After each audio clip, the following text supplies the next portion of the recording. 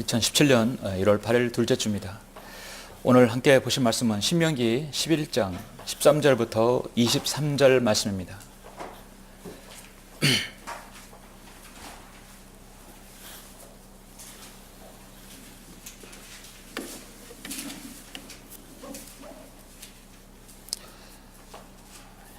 신명기 11장 13절부터 23절 말씀입니다.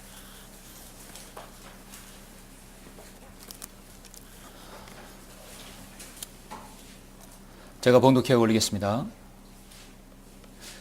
내가 오늘 너희에게 명령하는 나의 계명들에 너희가 열심히 경청하고 주 너희 하나님을 사랑하며 너희 마음을 다하고 혼을 다하여 다해 그를 섬기면 내가 그때를 맞추어 너희에게 이른 비와 늦은 비를 너희 땅에 내릴 것이니 내가 내 곡식과 내 포도주와 내 기름을 거둘 것이요 또 내가 내 가축을 위하여 내 들에 풀을 보내리니 내가 먹고 배부르리라. 너희 스스로 주의하여 너희 마음에 현혹되지 않도록 하라. 너희가 돌이켜서 다른 신들을 섬기며 그들을 경배하면 그때는 너희에게 주의 진노가 일어나서 주께서 하늘을 닫아 비를 내리지 않으시며 그 땅이 열매를 내지 못하리니 너희는 주께서 너희에게 주신 그 아름다운 땅에서 속히 멸망되지 않도록 하라. 그러므로 너희는 나의 이 말들을 너희 마음과 너희 혼에 두고 너희 손에 매어 표적으로 삼아 그것들로 너희 양눈 사이에 표가 되게 하라.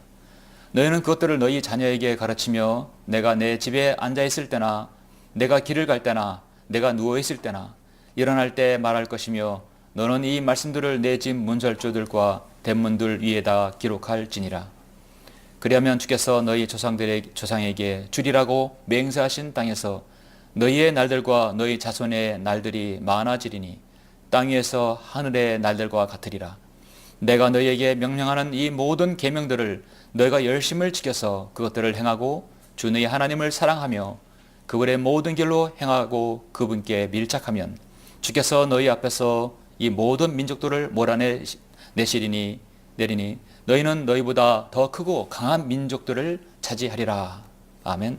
예. 신명기 11장 13절부터 23절 말씀이었습니다.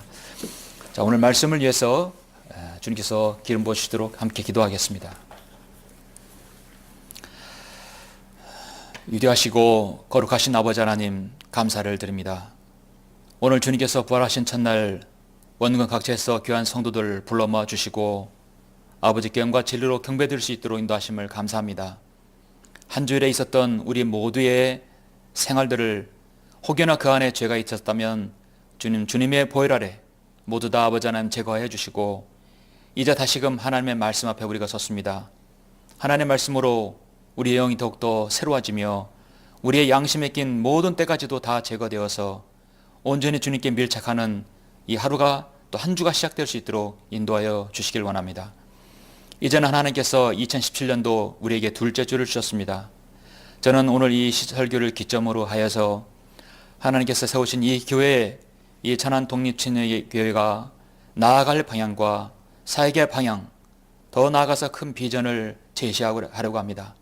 오늘 말씀에 기름 부어주시고 이 말씀을 우리 모두가 아멘으로 화답하는 귀한 시간 될 수 있도록 인도하여 주시며 주님께서 축복해 주시길 원합니다. 이 말씀을 듣는 모든 무리들, 모든 주님의 귀한 성도들 동일하게 역사해 주시고 축복해 주십시오. 말씀이 온 세계에 퍼져나갈 때 또 많은 사람들에게 마음판에 잘 뿌리 내렸도록 인도해 주시고 주님께서 함께해 주십시오. 주 예수 그리스도 이름으로 기도드렸습니다. 아멘. 자, 오늘 하나님의 말씀의 제목은 교회의 이상과 비전이라는 제목으로 설교하고자 합니다. 조금 더 부연 설명하자면 마지막 시대 교회의 이상과 비전이라는 제목입니다. 지금 우리나라는 지난 10년 전에 이어 또 한 번의 대통령 직무정지라는 정치 리더십 공백 속에서 정유년 새해를 맞이했습니다. 새해 몇 년째 지속되는 경기 침체를 해결하고 각종 규제 개혁과 민생 안정을 위해서 만전을 기해야 할 시기에 또 국정 공백은 피할 수 없는 그런 현실이 되었습니다. 정치와 경제를 모르는 뭐 저나 여러분 일반 국민조차도 나라를 걱정하고 있는 상황입니다. 요즘은 어디를 가나 여러분 정치 이야기가 빠지지 않습니다. 올해 초에 새로운 대통령을 뽑는 시점에서 시정에서 이제 대통령 선거가 2017년 이제 상반기 때 이제 치러질 가능성이 있죠. 사람들은 새로운 리더에게 요구되는 자질이 무엇인가 말하지 않을 수 없고 생각하지 않을 수 없습니다. 그럴 때마다 세종대왕의 리더십이나 이순신 장군의 리더십 등 역사에 이름을 남겼던 위인들의 각양의 여러 가지 리더십에 관심을 갖게 됩니다. 늘 절박하게 사회 구성원들을 다그치는 물음은 참된 지도자의 모습은 어떤 것인가? 정말 리더십은 무엇인가? 그것은 국가와 사회의 발전과 강인함을 견인하는 아주 기본적인 요소이기 때문입니다. 그런데 우리나라는 정치적 상황에서 그런 모험된 정치 리더십을 우리가 바라는 것은 참 어렵지 않는가 요원하기만 합니다. 이런 문제에 있어서 옛말에 여러분 등잔 밑에 어둡다는 말이 있죠.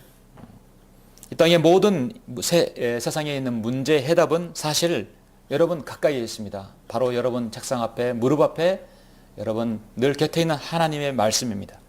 하나님 말씀 안에 모든 답이 있어요.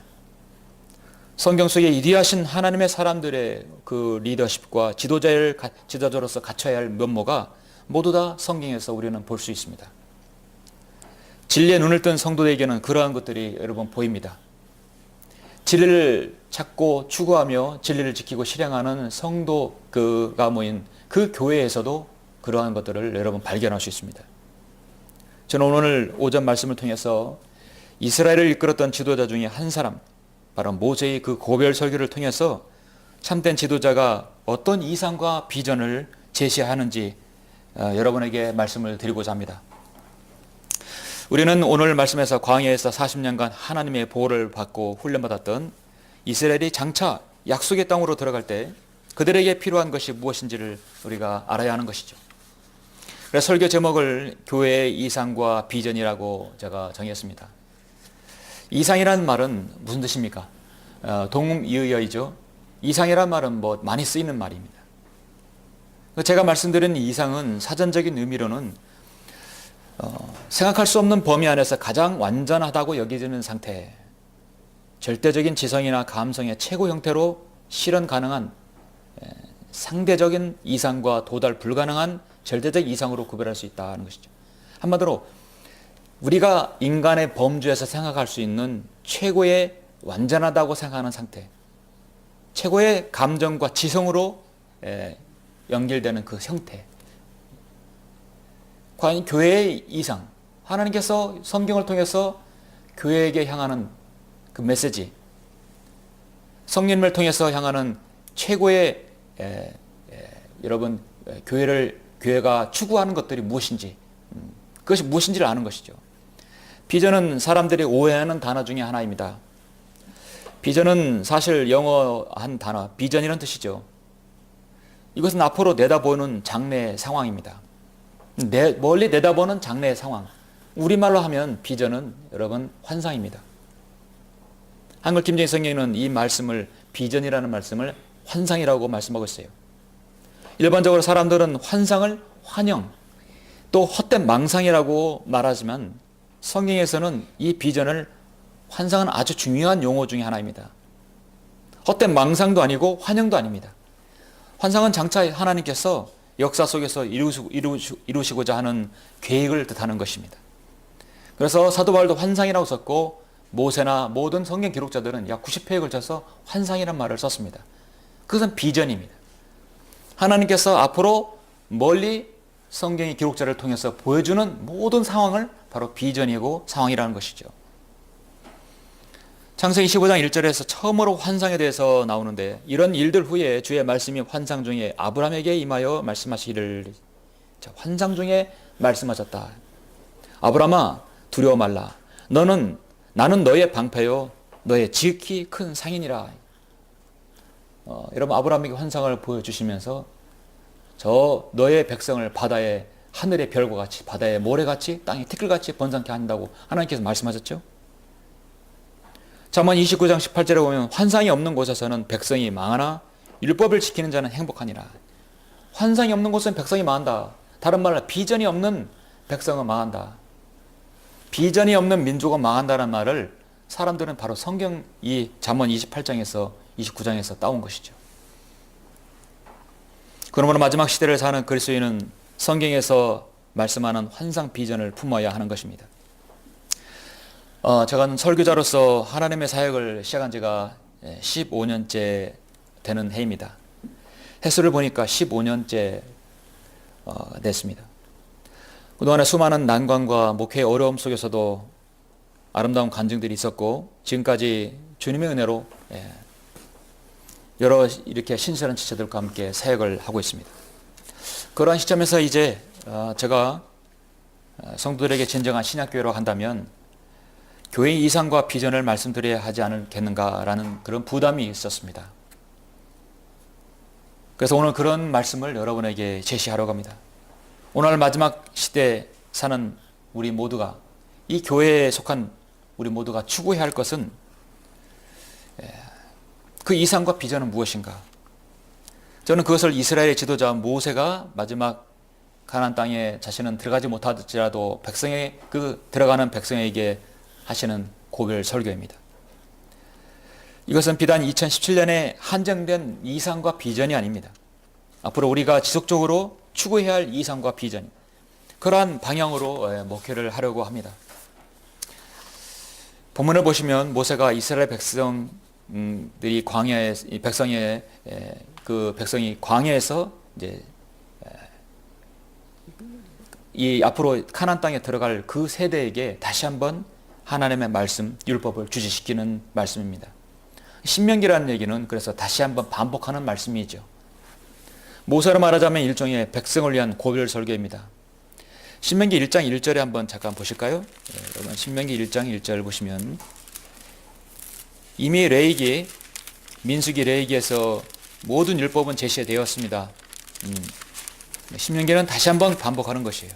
신명기 1장 1절에 보면 이것들은 모세가 파란과 토펠과 라반과 하세롯과 디사합 사이 홍해 건너편 평지 광야에 있는 요단 이편에서 온 이스라엘에게 이른 말들이라. 8절에 보니까 보라 내가 너희 앞에 그 땅을 두었노니 가서 그 땅을 소유하라. 그 땅은 주께서 너희 조상 아브라함과 이삭과 야곱에게 맹세하여 그들과 그들에게서 날 그들의 씨에게 주기로 하신 것이니라. 이제 너희는 앞으로 그 땅에 들어갈 백성들이다. 그러기에 앞서 반드시 오늘 이 말씀을 명심해야 되는 것이다. 모세는 이스라엘 백성이 가나안 땅을 차지할 때 성공적인 정착 조건을 너무도 정확하게 제시하고 있습니다. 내가 너희 이스라엘 민족을 이끌어서 약속의 땅으로 인도한 이유는 하나님께서 여러분 신명기 7장의 7절에서 뭐라 했습니까? 너희가 다른 민족보다 수가 많음이 아니라 너희가 모든 민족 중에서 가장 적기 때문이라고 성경은 말씀하고 있죠. 그러한 적은 수의 무리를 바로 모세를 통해서 이끌어 하늘의 별과 같이 바다의 모래같이 땅의 티끌같이 하시겠다고 말씀하셨어요.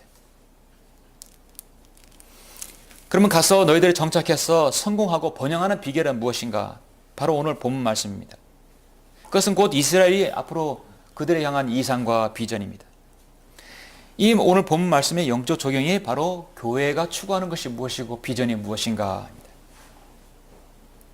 신명기는 복과 저주를 원리를 보여주는 구약의 대표적인 말씀이죠. 그만큼 다양하고 풍성한 영적인 진리를 제시하고 있습니다. 그래서 모세 오경하면 사람들은 율법으로 이렇게 이루어진 말씀, 사람은 보통 이제 성경에 대해서 무지한 사람들은 읽다가도 신명기에 지루하고 레위기는 더 지루하니까 그냥 넘어가고 말아요. 그런데 모세 오경에서 정말 영적인 귀한 진리들, 보화들이 가득 있었습니다. 이 말씀들을 통해서 신학교의 영적인 진리들을 많이 배울 수 있습니다. 하나님께서 선택하신 민족 이스라엘은 독특한 봉우리 제사장들의 왕국이라고 또 거룩한 민족으로 세우겠다고 하나님께서 약속해 주셨습니다.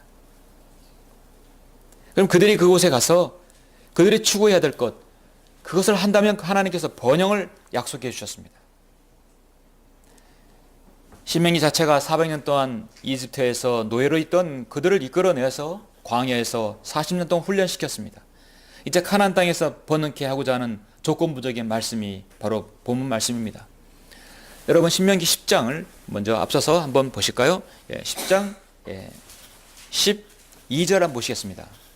신명기 10장 12절 보시면 이제 이스라엘아 주 너희 하나님께서 내게 무엇을 요구하시느냐 오직 주 너희 하나님을 두려워하고 그분의 모든 길로 행하고 그분을 사랑하며 내 마음을 다하고 내 혼을 다하여 주 너희 하나님을 섬기며 내가 오늘 내 번영을 위하여 내게 명령하는 주의 계명과 그분의 규례들을 지키는 것이 아니냐. 보라 하늘과 하늘들의 하늘이 또 땅과 그 안에 있는 모든 것이 너희 하나님의 주의 것이나 주께서는 오직 내 조상을 기뻐하시고 그들을 사랑하시어 그들의 씨인 너희를 모든 백성 가운데서 택하신 것이 오늘과 같으니라. 자, 하나님께서 내 번영을 위해서 너희가 가나안 땅에 정착하면 하나님께서 번영해 주시겠다는 거예요. 그럼 내 번영을 위해서 무엇이 필요한지를 이제 10장, 11장에서 제시하고 있습니다. 여러분, 우리 그리스도인의 교회의 번영, 성도의 번영은 무엇입니까? 순복음 문사주에서는 돈을 많이 벌고 축복받고 사회적 위치를 갖는 것, 세상적인 부유함을 말하는 것이죠. 그러나 성경에서 그리스도인의 부유함은 믿음의 부유함입니다. 그것은 바로 번영의 원리이고 번영을 받은 조건, 번영을 받는 증거인 것입니다. 아무리 물질적으로 풍족해도 믿음의 부유함이 없으면 무슨 소용이 있습니까? 영적인 편안함과 기쁨과 여러분 즐거움이 없으면 무슨 소용이 있습니까?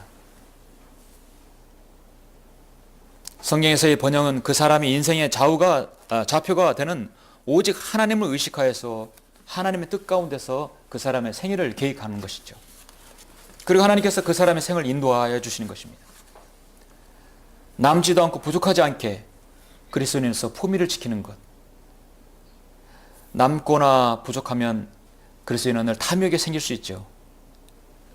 그래서 우리가 필요한 것, 입는 것, 먹는 것, 그때에 따라서 하나님께서 채워주시는 것 뿐만 아니라 거기에 영적인 풍요를 주는 것이 진정한 번영이죠. 지금 여러분 세상에 있는 교회들은 어떻습니까? 물질 만능주의에 편성하여서 재정적으로 외형적 기준으로 교회의 번성을 판가름하는 시대가 되어버렸습니다. 성공한 목회는 외형적으로 대형교회를 이룩하는 것이고 좋은 차, 좋은 넓고 아주 흡족한 그런 주차장을 여러분 가지고 있는 것은 성공적인 교회의 목회 방향으로 생각하고 있습니다. 그렇지만 하나님께서 그렇게 말씀하고 있지 않습니다. 진정으로 교회를 향한 그 이상과 비전은 과연 무엇인가? 자, 오늘 신명기 말씀을 통해서 여러분에게 제시를 하고자 합니다. 교회의 이상과 비전은 저는 여러분에게 세 가지를 말씀을 드리려고 합니다. 자, 마지막 시대 교회의 이상과 비전. 첫 번째 교회의 이상은 무엇이냐? 첫 번째는 내 말을 마음과 혼에 두라 하는 것이죠. 내 말을 마음과 혼에 두라. 한마디로 말씀에서 떠나지 않게 하라. 교회를 향한 이상은 무엇보다 첫 번째 바른 말씀이어야 된다는 것이죠. 여러분 신명기 11장 18절 계속해서 23절까지만 보시겠습니다. 신명기 11장 13절로 18절까지만.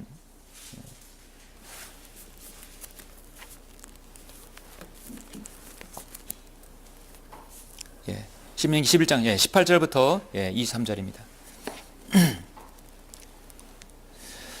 자, 그러므로 너희는 나의 이 말들을 너희 마음과 너희 혼에 두고 너희 손에 메어 표적으로 삼아 그것들로 너희 양눈 사이의 표가 되게 하라. 너희는 그것들을 너희 자녀에게 가르치며 내가 내 집에 앉아 있을 때나 내가 길을 갈 때나 내가 누워 있을 때나 일어날 때 말할 것이며 너는 이 말씀들을 내 집 문서줄들과 대문들 위에다 기록할지니라. 그리하면 주께서 너희 조상에게 주리라고 맹세하신 땅에서 너희의 날들과 너희 자손의 날들이 많아지리니 땅에서 하늘들의 날들과 같으리라. 내가 너희에게 명령하는 이 모든 계명들을 너희가 열심히 지켜서 그것들을 행하고 주 너희 하나님을 사랑하며 그분의 모든 길로 행하고 그분께 밀착하면 주께서 너희 앞에서 이 모든 민족들을 몰아내시리니 너희는 너희보다 더 크고 강한 민족들을 차지하리라. 그렇게 강한 민족을 차지할 수 있고 가나안 땅을 점령할 수 있는 첫 번째 조건은 하나님의 말씀에서 떠나지 않는 것이죠. 그래서 18절에서 저 말씀하신 것 같이 너희 마음과 너희 혼에 두라. 내 말을 너희 마음과 혼에 두라는 것이죠. 마음판에 새기고 혼에 두라는 것이죠. 하나님의 말씀에서 떠나지 않게 하라는 거죠. 여러분, 이 교회 사회의 가장 중요한 것이 무엇입니까? 하나님 말씀이죠. 하나님께서는 이스라엘 백성들에게 모세를 통해서 너희들이 가나안 땅에만 절대로 잊지 말아야 할 것이 바로 하나님 내 말이다 하는 것이죠. 그들에게는 율법이 주어졌습니다. 그들에게 있어서 신명기 6장에서 보면 그것이 바로 너희들의 번영의 척도라고 말씀하고 있습니다. 살아계신 하나님의 교회에 있어서 가장 중요한 것은 여러분 하나님의 말씀은 바른 말씀이어야 한다는 것이죠. 교회가 세워진 이유가 무엇입니까? 여러분 존재 가치가 무엇이죠? 하나님 말씀은 주님의 음성이요 사랑의 음성이요 우리의 모든 신앙의 길을 인도하는 안내자입니다. 어려워서 해석할 수 없고 알려주는 사람이 없고 알려줘도 온통 거짓 누르기로 한다면 보통 누르기로 한다면 여러분 그 말씀 어떻게 알고 믿음의 길로 설 수 있겠습니까? 사도행전 2장에 보면 초대 예루살렘 교회 최초로 세워진 예루살렘 교회가 어떤 교회는가? 사도행전 2장 42절에 보면 그들이 사도들이 가르친 교리와 교제 빵을 떼는 것과 기도하는 것 하는데 전념하였다 말씀하고 있습니다. 바로 첫 번째 사도들이 가르친 교리에 전념하였다. 무엇보다 하나님의 말씀이 바로 서야 된다는 것이죠. 그리고 나서 교제가 있고 빵을 떼는다. 그리고 기도하는 데 전념하는 것이죠. 기도보다 빵을 떼는 것과 교제보다 교리보다 이것들이 더 먼저 있어서는 그 교회 역할을 제대로 할 수가 없는 것이죠. 좋은 건물에 많은 사람들이 와서 북적거리고 나눔과 행사와 뭐 이런 저런 행사한다 하더라도 그들 앞에 그들 안에서 바른 말씀이 부재하다면 그건 교회 역할을 할 수가 없습니다. 교회는 첫째 하나님의 바른 말씀이 있어야 합니다. 여러분 성경을 믿고 신앙하는 지역교회에 오시면 공동점이 있어요. 여러분 저와 다 공동점이 있죠. 저도 그랬었고 여러분 모두 그렇습니다. 하나님의 바른 말씀을 찾아서 오신 분들입니다. 저도 과거에 장로교 생활할 때 바른 말씀을 찾아서 교회로 갔었고 여러분도 오셨죠. 교회의 바른 신앙은 첫 번째로 말씀 위에 세워진 교회여야 합니다. 디모데전서 3장 15절 말씀. 그러나 만일 내가 지체하면 내가 하나님의 집에서 어떻게 처신해야 하는가를 알게 하리는 것이라. 이 집은 살아계신 하나님의 교회요 진리의 기둥과 터전이니라. 우리 교회 교패를 여러분 하나씩 나눠드렸죠. 거기에 뭐라고 써있습니까? 이 집은 살아계신 하나님의 교회요 진리의 기둥과 터전이라. 진리의 기둥과 터전이 바로 교회입니다. 진리의 기둥과 터전이라고 하면서 병이 된 성경을 가지고 가르치고 설교하면 어떻게 되겠습니까? 불충한 것이죠. 지금 한국교회는 이 바른 말씀 위에 세워진 교회가 아니었습니다. 기초가 부실한 상태에서 교회가 지난 140년 이상 지속되어 왔습니다.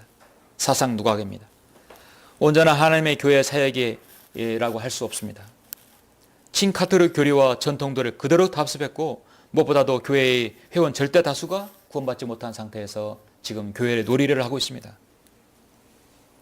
우리는 이 땅에 있는 많은 교인들을 만나면 그들은 성도가 아니라 그리스도인이 아니라 교인으로 봐야 돼요. 그러고 나서 그들 복음부터 바로 전해야 합니다. 그것은 그렇게 하려면 바른 말씀으로 돌아가야 되겠죠. 바른 말씀으로 들어가서 그들의 실행이 이어져야 되는 것이죠. 자, 마지막 시대 교회를 향한 이상, 비전 두 번째는 무엇입니까? 교회의 이상은 바른 섬김입니다. 이것은 하나님을 향한 바른 섬김의 모습입니다. 여러분 계속해서 신명기 이번엔 10장 16절부터 22절 한번 보시겠습니다. 제가 아까 15절까지 말씀드렸죠. 16절부터 25절은 그들의 섬김의 자세, 그들이 가나안 땅에 들어가서 해야 할 것입니다. 그 자세입니다. 그러므로 너희 마음의 표표를 할례하고 더 이상 목을 곧게 하지 말라. 이는 주 너희의 하나님은 신들의 하나님이시며 주들의 주시며 위대하신 하나님이시며 능하시고 두려우신 분이시며 사람의 외모를 개의치 아니하시고 뇌물을 받지 아니하심이니 그는 나비 없는 자와 과부를 판단하시며 타국인을 사랑하시어 그에게 음식과 의복을 주시느니라. 그러므로 너희는 타국인을 사랑하라. 이는 너희도 이집트 땅에서 타국인들이었음이니라. 너는 주 너희 하나님을 두려워하며 그분을 섬기고 너는 그분께 밀착하며 그분의 이름으로 맹세하라. 주는 너희의 찬양이시요 주는 내 눈이 본 대로 이디하고 두려운 일들을 내게 행하시는 내 하나님이시니라. 내 조상은 70명이 이태에 내려갔으나 이제 주 너희 하나님께서 너를 하늘의 별들처럼 많게 하셨느니라. 자, 핵심은 무엇인가? 핵심은 너희 마음의 표피를 할례하고 더 이상 목을 곧게 하지 말라. 자신들이 선택된 백성이라고 해서 우월감을 갖지 말라는 얘기죠. 이스라엘 백성들은 절대적이고 초자연적인 하나님의 보호와 인도하심으로 광야에서 보호받았고 그들은 부양받아서 가나안 땅에 들어가게 되는 것입니다. 여러분, 이스라엘의 광야는 바람과 돌과 먼지, 마른 풀들, 거긴 생명이 없습니다. 오늘날 여러분 시내 한복판에 있는 모든 것들이 있는 그런 것이 불빛이 있고 그런 데가 아닙니다. 모든 건 하나님부터 받아야 돼요. 그들의 신발조차도 떨어지지 아니하였다고 말씀하고 있습니다.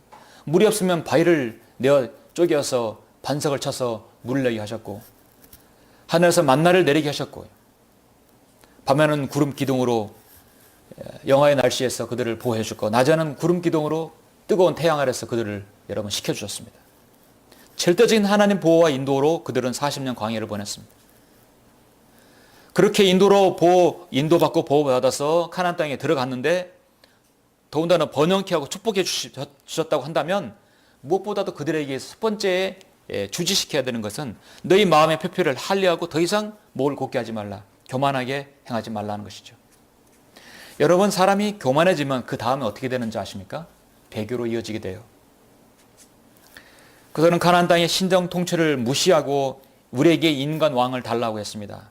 처음엔 사울 왕을 주셨고 그 다음엔 다윗을 주셨고 솔로몬 그 위에 많은 왕들을 주셨습니다.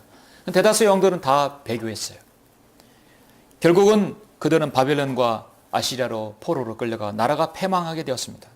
70년간 포로 생활을 했습니다.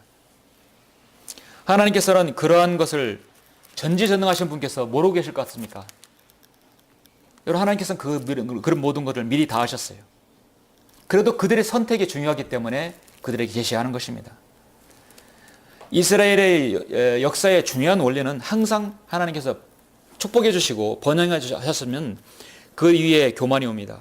그 다음에 배교가 오고 그 다음에 하나님께 돌아서는 거죠. 하나님께서 심판하고 그 다음에 또 회복시켜 주십니다. 재판 관계를 보면 이것이 계속해서 7번이나 반복돼요. 번영하고 교만하고 배교하고 심판하고 회복하는 것이죠. 여러분, 한 나라 제국의 흥망소설을 주관하신 하나님께서 한 나라에게 이토록 자비와 사랑을 베풀어 준 나라는 없어요. 어떤 나라가 여러분 번영하고 교만해서 배교하고 심판받아서 다시 회복하는 것을 7번씩이나 반복하는 나라가 이 세상에 어디 있습니까? 심판받고 끝내버리는 거죠. 제국을 완전 없애버리는 것입니다. 근데 이스라엘은 그렇게 해도 불타는 가시덤불처럼 소멸되지 않는 것이죠. 하나님의 약속이 있었기 때문입니다.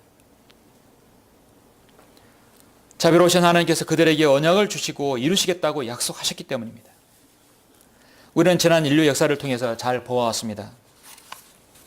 여러분, 이 킹제임스 성경, 한글 킹제임스 오기 전에 1611년 하나님께서 영국을 통해서 성경을 이 땅에, 이 세상에 세계 공통 언어로 주셨어요. 영국에게 하나님의 말씀이 맡겨졌습니다. 그들은 신명기의 말씀대로 실천했을 때 하나님께서는 해가 지지 않는 대영 제국으로 축복해 주셨습니다. 번영토락하셨어요. 400년이 지났습니다. 지금은 병의된 영어 성경 1884년 개역 성경을 최초로 내는 나라가 바로 영국이었습니다. 종교개혁자 마르틴 루터를 낳은 독일도 마찬가지입니다.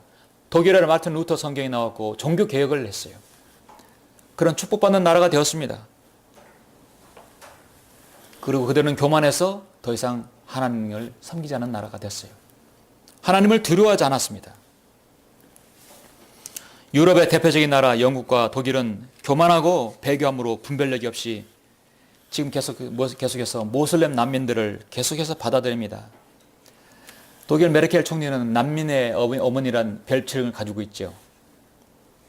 영국과 독일이 계속해서 난민을 받아들임으로써 사회 문제가 엄청나게 커지게 되었습니다. 영국의 한 도시는 그 시장이 모슬렘이에요. 가장 큰 사회 이슈가 바로 난민 정책입니다. 그들에게 발목을 잡고 있는 것이죠. 그들은 말씀에서 떠나 교만해졌습니다. 미국도 마찬가지예요. 김경희 성경을 기초로 세워진 나라가 이제는 매 6개월마다 병기된 성경들을 계속해서 성서들을 찍어내는 나라가 됐어요. 영어 성경마다 250여 가지나 되니까 1901년부터 시작해서 아메리칸 스탠다드 버전을 내놓은 다음에 계속해서 그 찍어낸 성경과 그 연도를 이게 분석해 보면 6개월마다 성경 한 권씩을 내놓는 것이에요. 병기된 성경을 내놓는 것입니다. 동성연애를 찬양하는 성경이에요. 성경대로 믿는 미국의 설교자들은 스스로 미국은 망했다고 말합니다. 오바마 행정부는 더욱더 그런 멸망으로 미국을 더욱더 가속화시켰습니다. 뜻밖의 아웃사이더 트럼프가 대통령 당선됨으로써 대통령으로 당선되면서 앞으로 트럼프 행정부가 어떨지는 모르지만 그의 정책과 지도력으로 인해서 얼마나 많은 미국의 이런 그런 죄들이 또 그 정책으로 인해서 미국의 멸망이 유예될지를 우리는 아직 미지수입니다.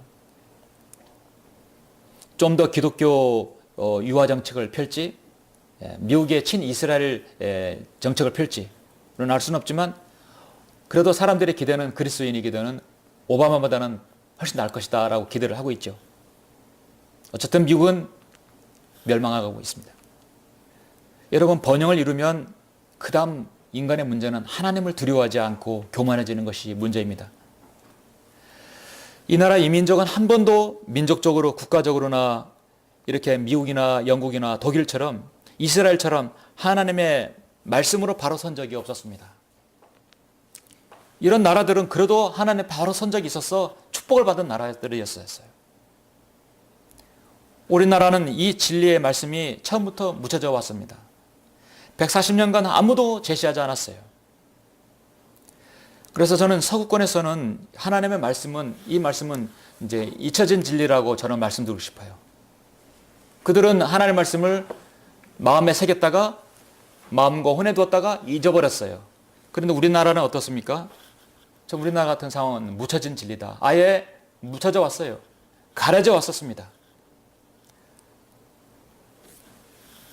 개혁성경부터 시작해서 개혁개정판, 표준세번역 모두 다 병기된 성경으로 인해서 진리가 완전히 다 묻혀버렸습니다. 우리나라는 지난 24년 전에 한글개혁 성경을 받았습니다. 1994년에 받았습니다. 참다운 신학교회사의 시작입니다. 너무도 감사한 일이죠. 지난 세월 동안 교회의 이상은 오직 바른 말씀으로 돌아가자, 이 모토였습니다. 그리고 소수의 신실한 그리스도인이 여기에 귀를 기울였고 여기에 동참했습니다. 교회가 세워졌습니다. 이 말씀을 통해서 이 말씀을 가지고 있고 바른 말씀을 돌아가자는 분들은 참으로 영적인 축복들을 받은 사람들이에요. 그렇다면 우리는 정말 지나온 이스라엘이나 미국이나 영국, 독일처럼 반복의 역사를 되풀이해서는 안 되는 것이죠. 축복받고 교만해져서 배교하고 심판받는 것, 이게 바로 요한계시록 3장에 나오는 마지막 교회의 모습이에요. 라오디게인들의 교회 시대의 마지막 교회의 모습입니다. 문제는 지금 한국의 신학교회사도 이렇게 되어가고 있다는 사실이에요. 하나님의 바른 말씀의 토대가 세워진 교회가 처음에는 바른 말씀으로 돌아가자는 것까지는 좋았지만 20여 년이 지는 지금에는 바른 섬김의 부재가 드러나는 것입니다. 그래서 바른 말씀이 있으면 바른 섬김이 있어야 되는 것이죠. 신명기 여러분 10장 16절 한번 보시겠습니까? 제가 방금 읽은 말씀이에요. 그러므로 너희 마음의 표피를 할례하고 더 이상 목을 곧게 하지 말라. 좀 넘어가서 여호수아도 마지막 고별 설교를 이렇게 말했습니다. 여호수아 24장 14절에서도 그러므로 이제 주를 두려워하고 성실과 진리로 그분을 섬기라. 너희 조상들이 하수 저편과 이집트에서 섬겼던 신들을 버리고 너희는 주를 섬기라.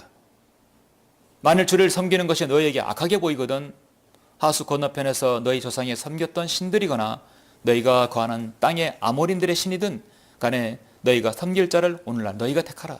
그러나 나와 내 집은 주를 섬기리라. 여러분, 교회가 아무리 우월한 성경, 바른 성경, 하나님께서 지키신 말씀 가지고 있다고 한다면 그 다음 순서는 그 성경으로 바른 섬김을 실행을 해야 한다는 것이죠. 섬김으로 실행해야 한다는 것이죠. 레위기 26장 19절에 보면 내가 너희 능력의 교만을 부수고 내가 너희 하늘의 철과 같이 땅의 놋과 같이 만들 것이라 말씀하고 있습니다. 자, 하나님께서 너희 능력의 교만이라고 말씀하고 있습니다. 여러분, 그리스도인이 능력을 받고 바른 말씀을 가지고 있다는 것은, 영적인 능력을 소유한다는 것은 그 사람이 잘나서 그런 것이 아니라 하나님께서 복 주셨기 때문에 가능한 것이었어요. 바른 말씀이 있다면 겸손함으로 이 복음과 진리를 모르는 이 나라 교인들에게 주님의 자비와 은혜 가운데서 전해야 한다는 사실입니다.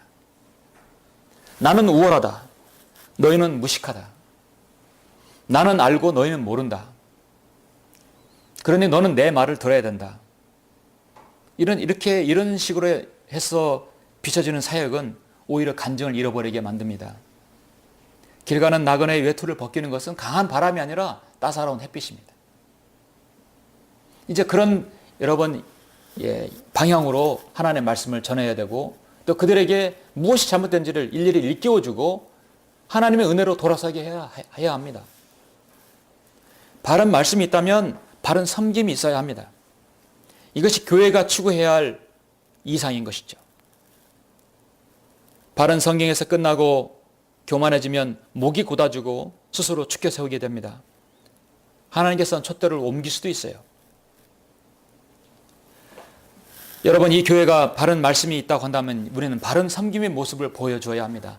그것은 많은 사람이 이끌어건 그건 중요하지 않아요. 한 사람의 소수의 무리를 할지라도, 한 가정이라 할지라도 바른 섬김의 모습을 우리가 보여줘야 합니다. 바른 섬김의 모습에, 경배의 모습에서 시작해서 교회의 전통과 지켜야 할 의식, 그리고 선교 방향, 그리고 성도의 교제, 모든 부분에서 섬김입니다. 이런 섬김의 모습은 우리의 책무이며 기도할 부분입니다. 이제 주님의 뜻이면 이제 올 봄에 나올 문서 선교 소식지에서 그런 바른 섬김의 모습들을 하나하나 제시하고자 하는 것입니다. 마지막 시대의 교회의 이상과 비전. 저는 이제 마지막으로 교회의 비전에 대해서 제시하고자 합니다. 교회의 비전은 앞으로 우리가 크게 무엇을 하자 하는 것이 아니에요. 그게 아니라 바로 무엇이냐면, 교회의 비전은 주님의 재림을 소망하는 것이에요. 갖는 것입니다. 여러분 믿으시죠? 주님의 재림을 갖는 거예요. 재림의 그 소망을 갖는 것입니다.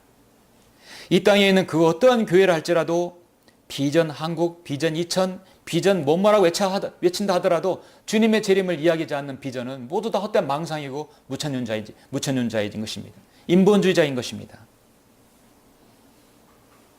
오늘 유엔의 197개국에 있는 사람들에게 그들에게 비전이 무엇인가요?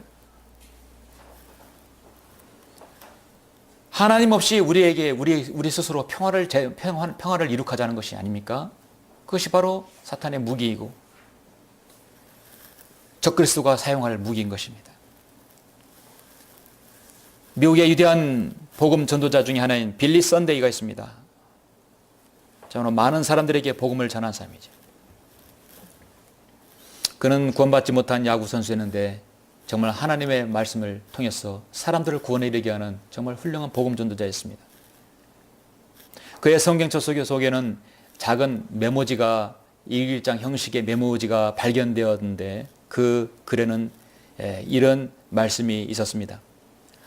29년 전 성령님을 내 삶의 안내자로, 내 생의 인도자로 삼고 나는 창세기 현관을 들어서서 그리스도의 초성아들 노아, 아브라함, 이삭, 야곱, 모세 그리고 다니엘의 그림들이 걸려있는 구약의 미술 전시관 복도를 따라 걸어 들어갔다. 창세기 현관을 들어가서 구약의 미술 전시관 복도를 들어가는 것이죠. 나는 시편의 음악실을 지나가며 위대하신 하나님을 찬양하는 모든 악기들의 찬양과 이스라엘의 감미로운 신인 다윗의 하프 소리를 들었고, 전도사 방으로 들어가서 설교자의 목소리를 들었으며 달콤한 향로가 내 인생의 아름다운 향기로 가득 채우는 샤론의 백합의 원실로 들어갔다. 곧 잠언의 사무실로 들어가서 계단으로 이어지는 선지자의 전망대로 올라가 그곳에서 나는 여러 가지 크기의 망원경으로 먼 미래의 환상과 구원과 구속을 위해 다윗의 달빛 비치는 언덕 위에 떠오르는 새벽별에 관심을 집중하였다. 왕정왕의 청중실로 들어가 마태, 마가, 누가, 요한 그리고 요한이 썼던 그 환상을 이해할 수 있었다. 그것으로부터 서신서실로 들어가 서신서를 썼던 바울과 베드로, 야고보, 유다를 그리고 요한을 만났다. 요한의 안내로 나는 요한계시록의 보좌실로 걸음을 내디뎠는데 거기에는 찬란하고 영광스러운 그분의 보좌에 왕이신 분께서 그의 손으로 모든 나라를 치리할 것을 보았다. 참으로 한편의 시 같은 감미로운 참으로 아름다운 그런 말씀이죠. 창세기부터 계시록에 하나로 압축시키는 말씀입니다. 말씀드렸지만 성경에서 환상은 90여 배 신구약에서 골고루 등장합니다. 제시하고 있습니다. 모든 환상의 공통점은 항상 하나님의 사람이 하나님의 영 안에서 미래의 일들을 보았다는 것이죠. 그 미래의 일들을 본 것 중에 마지막 정점은 항상 새벽별이신 예수님께서 다시 오시는 것에서 끝나는 것입니다. 우리가 환상을 숙고하였다는 것은 우리가 비전을 가지고 있다는 것이죠. 그 환상을 숙고하는 것은 하나님의 경륜과 예수 그리스도의 재림에 관한 소망을 갖는 것이죠. 잠시 우리 출애굽기 여러분 19장을 한번 잠깐 보시겠습니다. 출애굽기 19장입니다.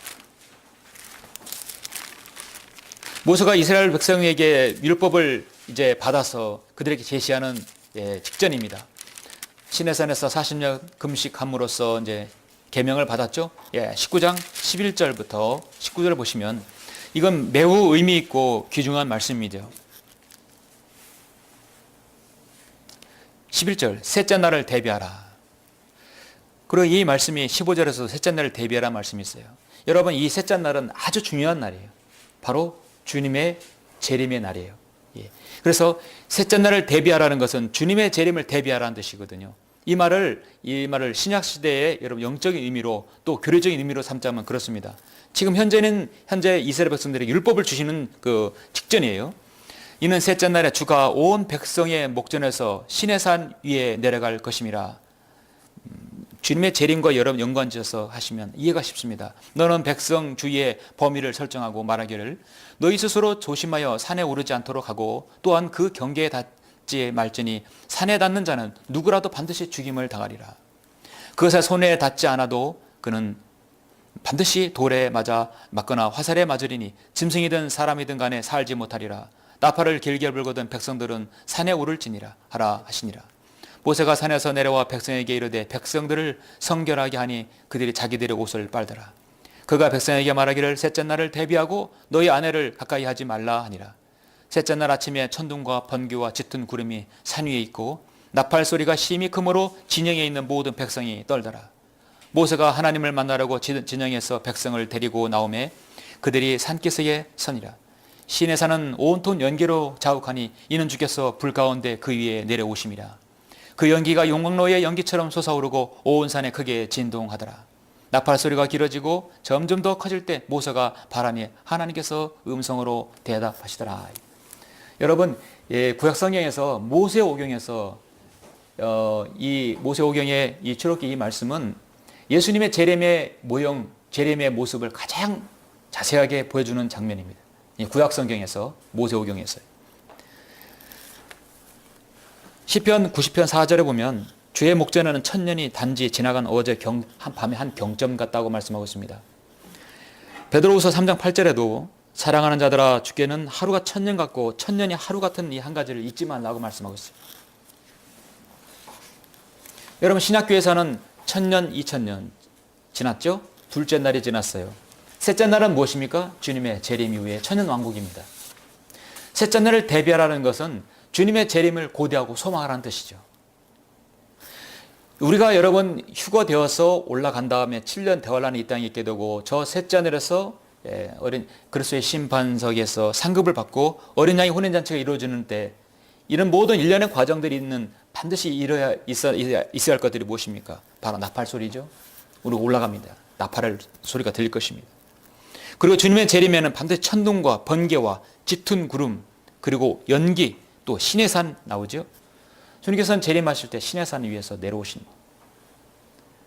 아마겟돈 전쟁을 치르시고 오시는 것입니다. 주님의 재림의 모습, 재림과 동반되지는 모든 그 소리와 광경들이 모두 다 이 19장의 개인 말씀에서 보여주고 있습니다. 교회는 셋째 날에 주님의 재림을 사모하고 기다려야 합니다. 그것이 더 이상 더 이하도 아니고 유일한 비전이에요. 이 땅에 세우신 하나님의 교회가 알려야 할 비전, 환상은 주님의 재림을 선포해야 하는 것이죠. 재림을 이야기하면서 이 땅에서 잘 먹고 잘 살기 위해서 교회 건물 짓고 무엇을 짓는다는 것은 앞뒤가 맞지 않는 얘기예요. 필요하다면 지역교회가 더 세워져야 정상이에요. 그렇죠? 주님은 내일 오실 것처럼 오늘을 살아야 합니다. 디모데후서 4장 2절에서도 사도 바울은 너는 말씀을 전파하라. 때를 어떤지 못 오든지 항상 대비하라. 모든 오래 참음과 교리로 견책하고 책망하고 권고하라 했습니다.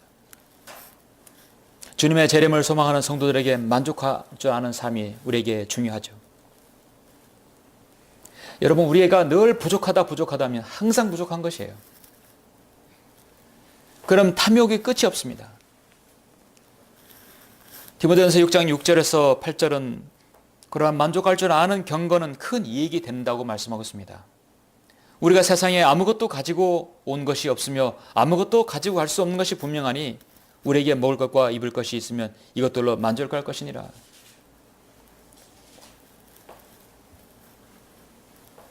알렉산더가 세계를 제패했죠. 그의 아버지 필립공이 죽기 직전에 유언을 남겼는데 내 관에 손과 발을 모두 다 내어놓게 하라. 아무것도 없이 그냥 빈손으로 돌아가는 것을 보여주게 하라. 알렉산더는 그걸 보았음에도 더 많은 정복 계약을 갖췄어요. 자신이 정복한 나라는 모두 다 알렉산드리아라는 이름으로 도시명을 바꿔버렸어요. 그도 물론 패한 전쟁은 없었지만 자신이 30세 일찍 생을 마감할 때는 자신도 빈손으로 돌아간다는 사실을 그때서야 알은 것이죠. 우리가 죽은 다음에 있는 수에는 주머니가 없어요. 한 푼도 가져갈 수 없다는 것입니다. 우리가 세상에 아무것도 가지고 온 것이 없으며 아무것도 가져갈 수 없다는 것이 분명하다. 탐욕이 없고 온전히 하나님만을 두려워하는 삶, 생활에 입을 것과 먹을 것만 있으면 만족하는 삶, 우리 그리스도인에게 필요합니다. 다만 부족하지 않는 것, 부족한 것은 하나님께 기도함으로 그때 때에 따라서 필요를 공급받는 것이죠. 그것이 바로 부유함입니다.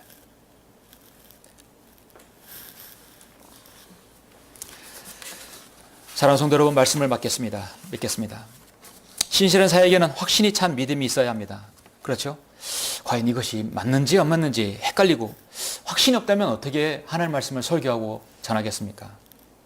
누구에게 여러분 내가 하고자 하는 사업, 또 내가 하고자 하는 일들, 어떤 일을 같이 공유를 하고 하자고 할 때나 또 내가 하는 것을 알려줄 때는 여러분 확신이 있게 얘기해야 되겠죠. 내가 확신이 없는 상태에서 누구에게 확신을 줄 수 있겠습니까? 그러므로 너희의 확신을 버리지 말라. 그리하면 큰 상이 있느니라. 그래서 저는 한국의 교인들에게 묻고 싶어요. 당신의 믿음을 믿습니까? 참으로 중요한 질문이죠. 당신이 믿고 있는 것을 정말 신뢰하냐 이거죠. 맹목적인 신뢰가 아니라 당신의 믿음을 믿으십니까? 여러분이 믿고 있는 비전, 환상, 여러분 여기 이상들을 여러분은 말씀을 통해 믿지요. 예. 여러분 믿지 않고는 어떻게 여러분 확신이 생겨요? 하나님께서는 이 땅에 자신의 교회를 세우셔서 잃어버린 죄인들을 지금까지 2000년 동안 찾고 계십니다. 이 사실을 알고 있는 그리스도인은 어떤 형태로든지 성경대로 실행하고 있습니다. 하나님께서는 그분의 사역을 이루심에 있어서 꼭 필요한 사람을 사용하십니다. 그 사역자를 돕는 하나님의 사람들을 또 하나님께서 다른 사람을 통해 그 사람을 도와요. 그래서 우리는 스스로 돕는 것이 하나님께서 그 사람을 도와요. 하늘은 스스로 돕는 자를 돕는다는 말은 철저히 인본주의적 말입니다. 하나님께서 도우시는 것이 하늘이 돕는 게 아니죠. 예수 그리스도께서 12제자를 세웠습니다. 그 제자들은 모두 다 헌신했습니다. 사도 바울을 하나님께서 또 세우셨어요. 그는 교회 사회를 족적을 남기는 큰 하나님의 일꾼으로서 그 생을 마쳤습니다. 고난과 역경 속에서도 하나님께서 위탁하신 임무를 신실하게 수행하였습니다. 이제 그 사도 바울의 뒤를 따르는 바로 저와 여러분이 이 교회에 있습니다. 교회에 속하고 있습니다. 그럼 성경을 통해서 제시하고는 이상은 무엇입니까? 전심으로 하나님의 말씀을 소중히 여기고 마음과 혼에 두는 것이죠. 첫째, 바른 말씀으로 시작하는 것.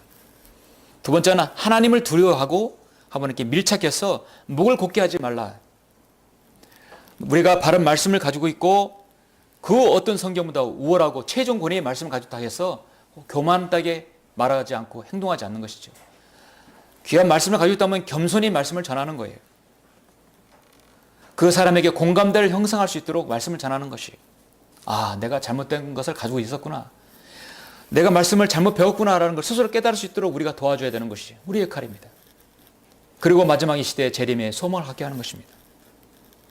이것이 바로 교회가 가져야 할 이상과 바로 비전인 것입니다.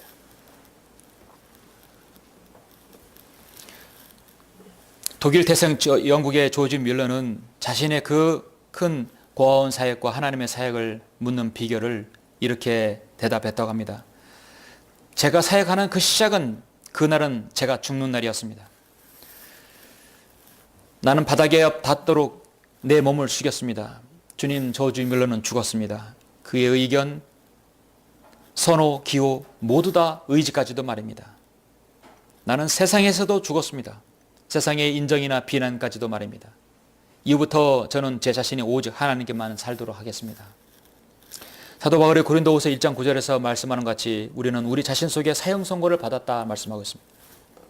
우리 자신이 예수 그리스도 안에 사형 선고 받으면 더 이상 무엇이 두렵습니까?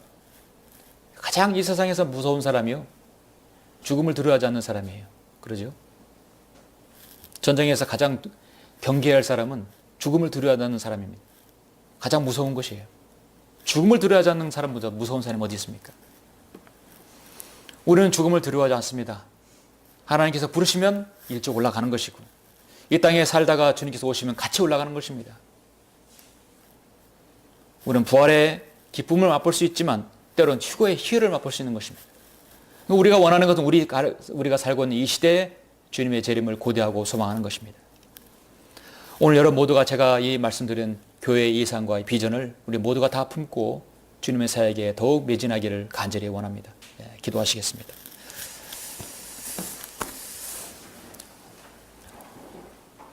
사랑과 은혜가 풍성하신 아버지 하나님 감사합니다. 오늘 저는 신명기의 10장 11장을 통하여서 모세가 이스라엘 백성들이 가나안 땅에 들어가기 전에 그들에게 주지시켜야 할 말씀을 통하여 저는 그 말씀을 통해 그 본문 말씀을 가지고 설교하였습니다. 하나님께서 사도 바울을 통해서 교회를 세우시고 그 외에 많은 주님의 용사들, 주님의 일꾼들이 교회를 세웠습니다. 그들은 모두가 다 바른 말씀을 가지고 사역했고 바른 섬김을 가지고 사역했습니다. 그리고 주님의 재림을 그 당시에도 소망했습니다. 이 마지막 시대에 살고 있는 아버지 하나님, 이 천안 독립침례교회 성도들, 오늘도 동일하게 성경에서 말씀하고 있는 교회의 이상과 비전을 같이 품길 원합니다. 저간 이 설교가 아버지 하나님 이루어질 수 없는 허망한 상상이나 망상이 아니라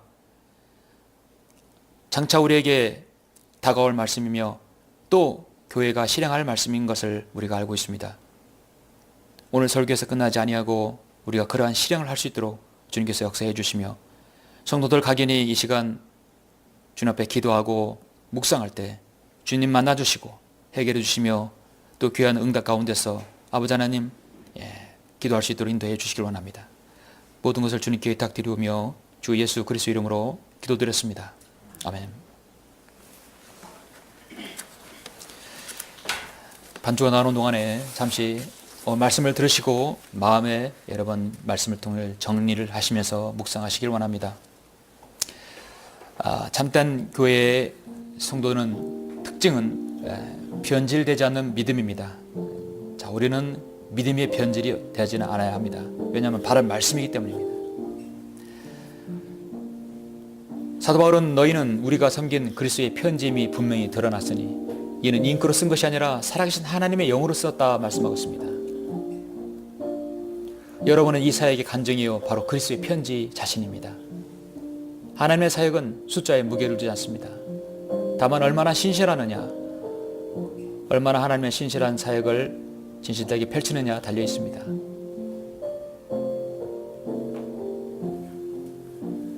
여러분 자신이 지금 하나님의 사역의 증거이고 비천한 나를 통해서 주님의 훌륭한 귀한 동역자들, 사역자들이 되기를 원하는 것입니다. 너희를 위하여 내게 주신 하나님의 경륜을 따라 하나님의 말씀을 이루려고 내가 교회의 일꾼이 되었노라. 우리 자신의 하나님의 말씀을 따라서 일꾼이 되기를 원합니다. 모든 그리스도인은 하나님께서 세상에 보내는 편지들입니다. 예수 그리스도의 보혈로 구원받은 성도들이 잉크가 아닌 성령으로 아로새긴 하나님의 뜻을 전달하는 여러분 서신서들입니다. 이제 저와 여러분이 이 천한 독립춘회기를 섬기면서 이 마지막 시대에 참다운 신약교사의 주인공이 되기를 원하는 것이죠.